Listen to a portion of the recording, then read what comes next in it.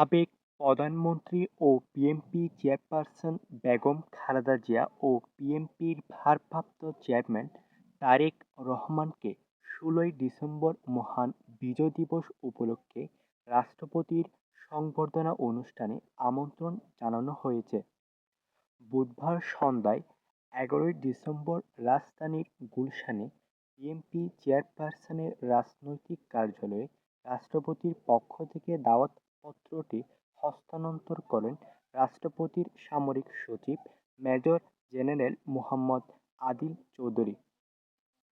BNP chairperson Begum Khaleda Zia ও ভারপ্রাপ্ত chairman Tarique রহমানের পক্ষ থেকে দাওয়াতপত্র গ্রহণ করেন বিএনপির জাতীয় স্থায়ী কমিটির সদস্য doctor A Z M Zahid Chowdhury.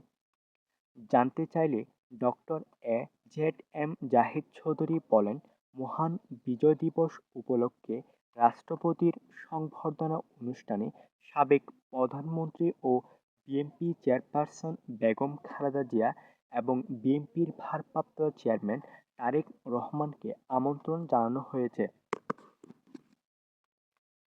BNP চেয়ারপারসনের রাজনৈতিক কার্যালয়ে রাষ্ট্রপতির সামরিক সচিব এই আমন্ত্রণপত্রটি তাঁর কাছে পৌঁছে দিয়েছেন বলে জানান তিনি। দৈনিক যথারীতি দেশ ও প্রবাস জুড়ে নতুন ধারায়